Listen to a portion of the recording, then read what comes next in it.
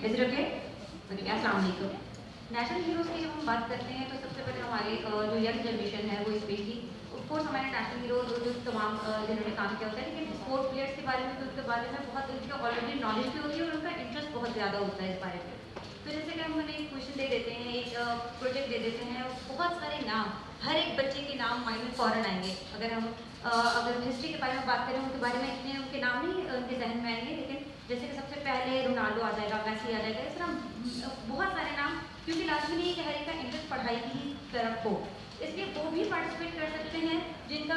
बाकी चीज़ों में भी इंटरेस्ट होता है। अब जैसे कि अगर एक ये बच्चे चूज़ करते हैं, एक ग्रुप ने अगर चूज़ किया, तो सबसे पहले तो वो आर्ग्यू करेंगे नहीं मेरे नेशनल हीरो के बारे में बात की जाए, मेरे नेशनल हीरो के बारे में बात की जाए। फॉर एग्जाम्पल अगर हम एक चूज़ कर लेते हैं रोनाल्डो,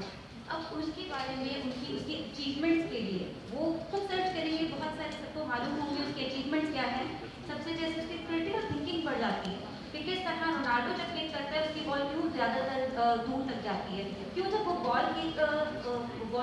ज़मीन पर करता है तो उसकी बॉल का उसको टेक्निक्स पता है, ज़मीन की उसको नॉलेज है, ऐसा नहीं है कि उसको लैंड के बारे में नहीं पता। तो यहाँ से जैसे हमारे लैंड के बारे में नॉलेज होना, बच्चे अक्सर हमें एसएसटी के पीरियड में कहते हैं मिस की तो बहुत बोरिंग है। कैसे बोरिंग है? रोनाल्डो को क्यों पता है कि ज़मीन पे कि कौन सी ज़मीन क्या वैल्यू रखती है, क्यों ज़मीन पर जब बाउंस करता है बॉल हर तरफ अलग तरीके से बाउंस करता है। तो ये नॉलेज उसकी क्रिटिकल थिंकिंग को बढ़ाता है। फिर जैसे कि उसके अचीवमेंट्स हैं, फिर उनका टेन्योर बहुत शॉर्ट होता है, हम देखते हैं कि प्लेयर्स का टेन्योर बहुत शॉर्ट है, तो उसको उन्हें ये भी मालूम होता है कि हमने आगे के फिर क्या करना है। और फिजिकल जिस एक्टिविटीज़ है हम उसको रिलेट कर सकते हैं, किस तरह फिजिकल एनर्जी उनको चाहिए, साइंस से रिलेट करता है टॉपिक, किस तरह उनकी बॉडी में एनर्जी चाहिए, उन्हें किस तरह की हेल्थी एक्टिविटीज़ वो खाएंगे क्या, वो पिएंगे क्या, ये तमाम चीज़ें इसको लेते हुए रिलेट करती हैं। और ये तमाम हमारे पॉइंट्स थे कि कंटिन्यूसली इंक्वायरी, एक एक क्वेश्चन देगा दूसरा दूसरा देगा, एक के माइंड में एक क्वेश्चन आया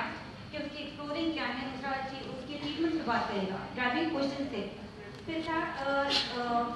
स्टूडेंट ऑटोनॉमी, देखो खुद से अपना क्वेश्चन सजेस्ट करेंगे, खुद से अपना आंसर सजेस्ट करेंगे, उन्हें ज़रूरत नहीं रहेगी कि हमें रिसर्च में किसी बहुत बुक की ज़रूरत है, वो 10 चीज़ें खोल के नहीं बैठेंगे स्टार्ट, क्योंकि थिंकिंग प्रोसेस होना और स्पीकिंग, लिसनिंग एंड स्पीकिंग सबसे इम्पॉर्टेंट है। कि अगर बच्चा लिसनिंग नहीं कर रहा और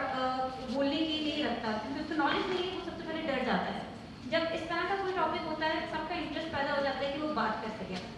फिर रिफ्लेक्ट क्या होता है,